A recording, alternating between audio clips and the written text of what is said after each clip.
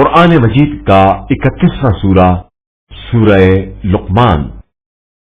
شروع نام سے اللہ کے جو بڑا مہربان نہایت رحم کرنے والا ہے۔ الف لام میم، یہ حکمت سے بھری ہوئی کتاب کی آیتیں ہیں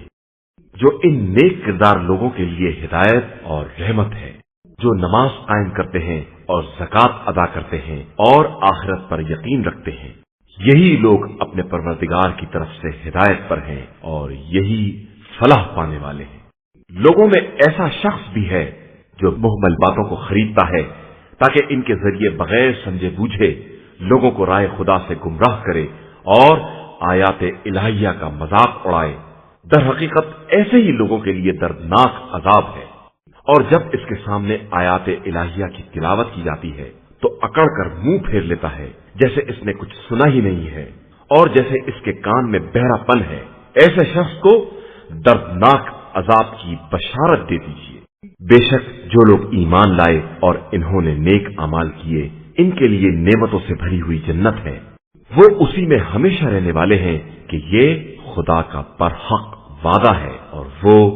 صاحب عزت بھی ہے اور صاحب حکمت بھی ہے۔ اسی نے آسمانوں کو بغیر ستون کے پیدا کیا ہے،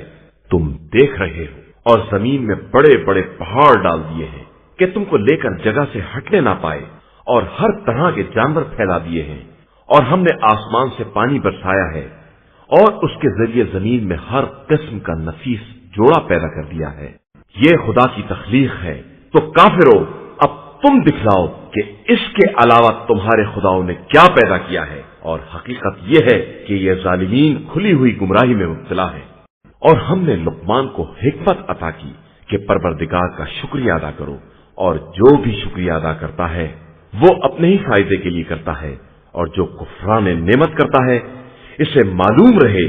کہ خدا بے نیاز بھی ہے اور قابل حمد و ثنا بھی ہے۔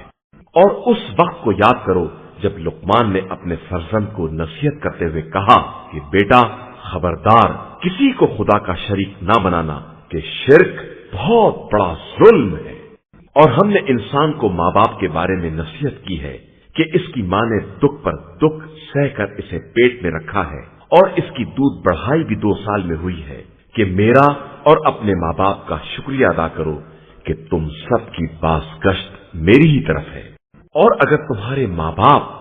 اس بات پر زور دیں کہ کسی ایسی چیز کو میرا شریک بناؤ جس کا تمہیں علم نہیں ہے، تو خبردار ان کی اطاعت نہ کرنا، لیکن دنیا میں ان کے ساتھ نیکی کا برتاؤ کرنا اور اس کے راستے کو اختیار کرنا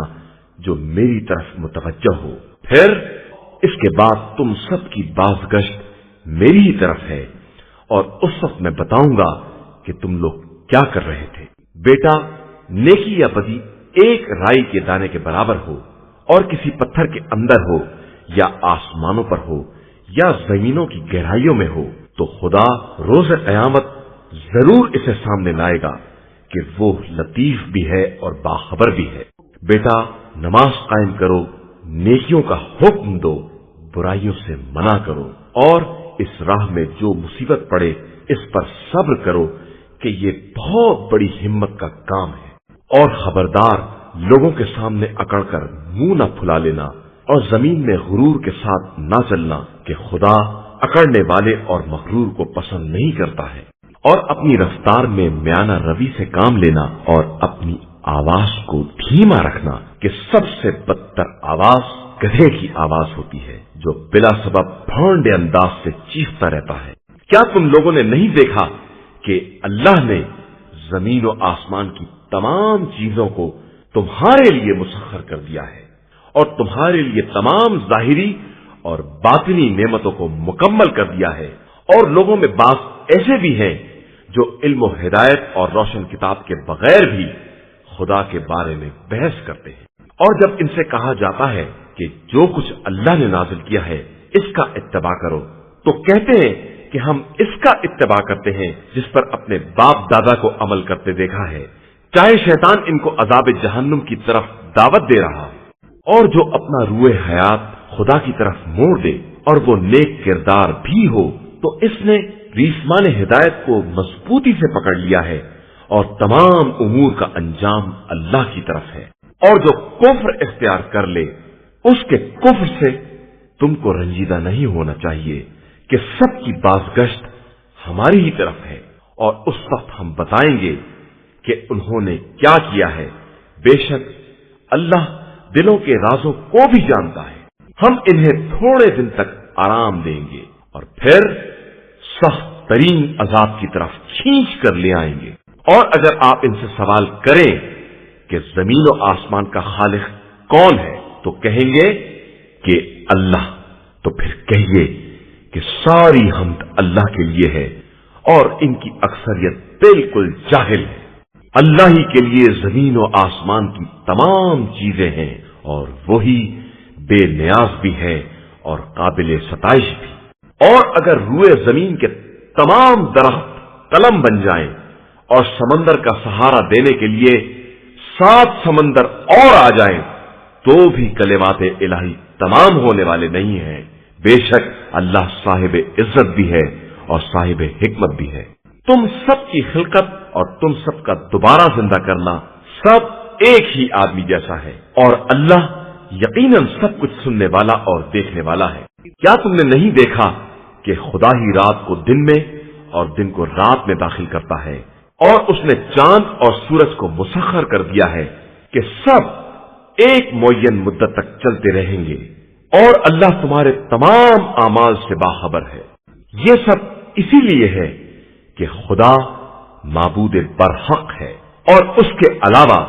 جس کو بھی یہ لوگ پکارتے ہیں وہ سب باطل ہے، اور اللہ بلند و بالا اور بزرگ و برتر ہے۔ کیا تم نے نہیں دیکھا کہ نعمت خدائی سے کشتیاں دریا میں چل رہی ہیں تاکہ وہ تمہیں اپنی نشانیاں دکھلائے کہ اس میں تمام صبر و شکر کرنے والوں کے لیے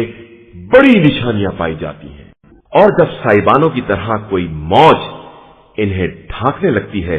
تو دین کے پورے اخلاص کے ساتھ خدا کو آواز دیتے ہیں، اور جب وہ نجات دے کر خشکی تک پہنچا دیتا ہے تو اس میں سے کچھ ہی اعتدال پر رہ جاتے ہیں، اور ہماری آیات کا انکار غدار اور ناشکر افراد کے علاوہ کوئی نہیں کرتا ہے۔ انسانوں، اپنے پروردگار سے ڈرو اور اس دن سے ڈرو جس دن نہ باپ بیٹے کے کام آئے گا اور نہ بیٹا باپ کے کچھ کام آ سکے گا۔ بے شک اللہ کا وعدہ برحق ہے، لہذا تمہیں زندگانی دنیا دھوکے میں نہ ڈال دے، اور خبردار کوئی دھوکہ دینے والا بھی تمہیں دھوکہ نہ دے سکے۔ یقیناً اللہ ہی کے پاس قیامت کا علم ہے، اور وہی پانی برساتا ہے اور شکم کے اندر کا حال جانتا ہے، اور کوئی نفس یہ نہیں جانتا ہے کہ وہ کل کیا کمائے گا، اور کسی کو نہیں معلوم ہے کہ اسے کس زمین پر موت آئے گی۔ بے شک اللہ جاننے والا اور باخبر ہے۔